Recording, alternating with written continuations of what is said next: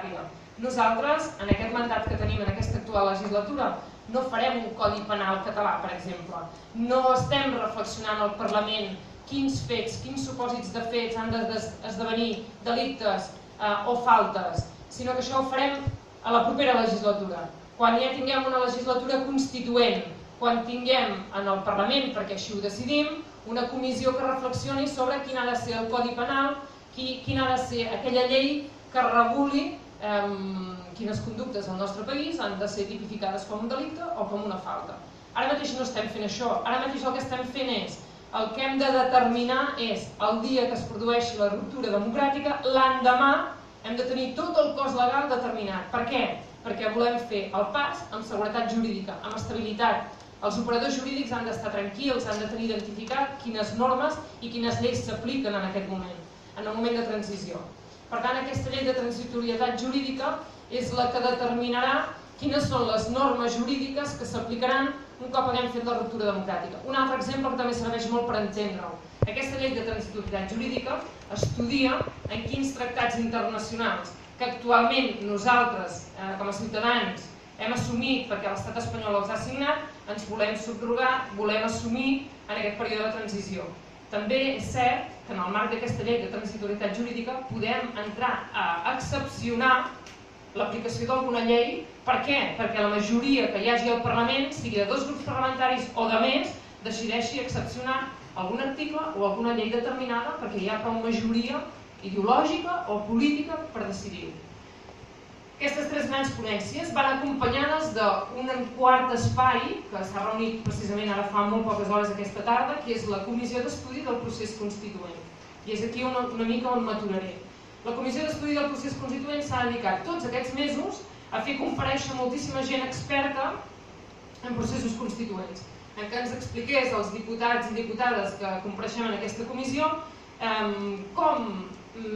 quins són els trets ideals, els principis generals d'un bon procés constituent, partint d'algunes últimes experiències clarament identificades, com abans ens deia el Lluís Pérez, com el cas de la reforma constitucional irlandesa, que conté molt bones pràctiques que ens semblen molt interessants d'aplicar en el procés constituent que ha de començar en el nostre país. O d'altres exemples. Ha passat moltíssima gent, ens han explicat com són els processos constituents i aquí nosaltres estem en un punt importantíssim de començar a treure conclusions. I això passarà aquesta setmana. Avui hem reunit la comissió i avui hem decidit que la comissió ha acabat la seva primera fase de treball, d'estudi, i que per tant pot començar a treure les primeres conclusions polítiques de com ens sembla que pot ser, que ha de ser el procés constituent al nostre país. I ara us desglossaré algunes d'aquestes conclusions que em sembla que tenen un consens polític majoritari, per no dir gairebé unànime dels grups que avui participaven d'aquesta comissió i que en els propers dies han de veure llum. A nosaltres ens sembla, i miro en Jaume López, que ho explica molt bé, Jaume López diu: digue'm quina Constitució tenim i et diré quin procés constituent has fet. I si ho apliquem, per exemple, a la Constitució espanyola, i ens mirem la Constitució espanyola, una Constitució rígida, una Constitució que ara mateix ens segresta l'exercici de determinats drets, una Constitució que no es pot modificar, una Constitució que té realment moltes deficiències democràtiques i de qualitat democràtica, doncs segurament, si mirem quin procés constituent va seguir, endevinarem que no és el que volem seguir nosaltres, una Constitució que es va redactar amb 4 polítics tancats en un despatx i segurament en bona part de l'exèrcit revisarà els textos. Aquest no és el procés constituent que evidentment ni es mereix ni desitja el nostre país. Per tant, quina Constitució volem? Volem una Constitució oberta, volem una Constitució que sigui el resultat d'un procés constituent participat, volem una Constitució moderna, també ho parlàvem amb el Carles Boix en aquesta conversa que teníem, que la repassava ara abans de venir, dèiem volem una Constitució de principis, que no sigui tan reglamentista, que al final ens limiti la mateixa reglamentació. Volem una Constitució moderna. Doncs si volem tot això, si volem una Constitució al màxim de representativa, al màxim d'integradora, al màxim de participada, al màxim d'oberta, al màxim de moderna, al màxim de flexible, segurament per arribar-hi hem de tenir un procés constituent molt similar. I així és com nosaltres acabem concloent que el nostre procés constituent ha de ser molt participat, ha de ser molt obert, ha de ser molt integrador. És evident que el procés constituent estrictament com a tal s'ha de fer des del Parlament, hi haurà d'haver en la propera legislatura una comissió constitucional amb diputats i diputades que siguin els encarregats de redactar aquesta Constitució, però no volem només que sigui això, sinó que volem que hi hagi tot un procés participatiu previ, directe, de la ciutadania, o en el mateix temps, també a la mateixa Comissió Constitucional, és a dir, que pugui arribar a ser mixta, amb aportacions directes, i hem de decidir com poden ser aquestes aportacions, com escollim quins són els ciutadans que participen directament d'aquest procés constituent en la seva fase de deliberació i elaboració.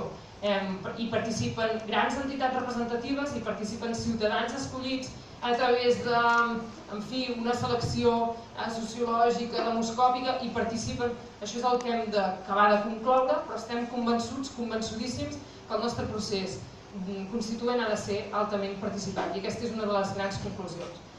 Una de les altres grans conclusions, i crec que potser hauria d'anar acabant, m'entronca amb la tercera agenda que us comentava d'aquest procés de transició.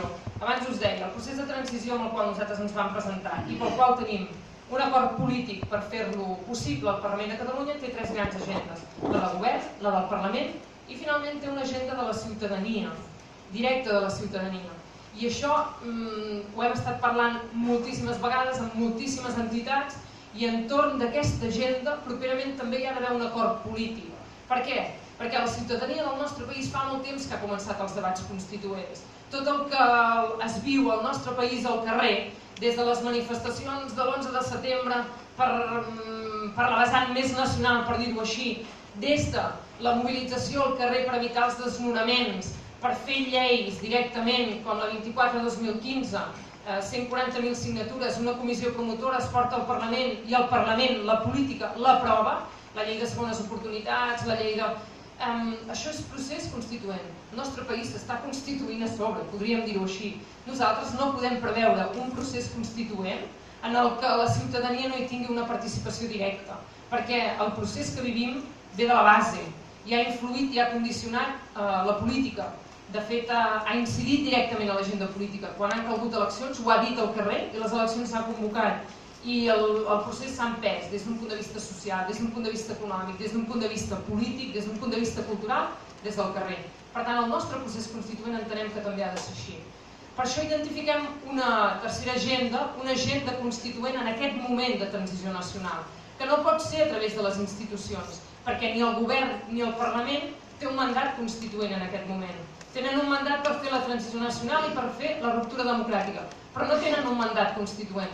Però la ciutadania sí que té un mandat constituent, perquè la ciutadania que el 27 de setembre va votar independència, i fins i tot ciutadania que va molt més enllà d'aquella que va votar independència, avui el nostre país defensa un gran espai, un espai transversal, un espai integrador que es diu procés constituent, en el que tots, entre tots i per a tots, definim com ha de ser aquest país.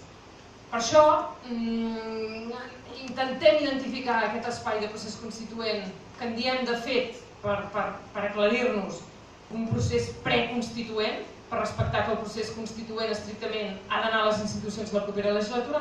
Aquest espai del procés preconstituent estem a punt d'arribar a un gran acord polític amb diverses entitats molt transversals perquè comencin els debats constituents del nostre país entorn a determinats ítems que decidim entre tots i totes. En això ens emmirallarem molt amb una metodologia que s'ha posat sobre la taula d'una entitat, que és una entitat d'entitats, que és Reinicia, que va preveure que un procés constituent al nostre país ben conduït molt probablement seria portat a través d'una convenció ciutadana. És una cosa que a la majoria de nosaltres ens agrada moltíssim, que ens interessa moltíssim, sense menys tenir, perquè hi ha de ser, la Comissió Constitucional en el futur Parlament Constituent. Tot això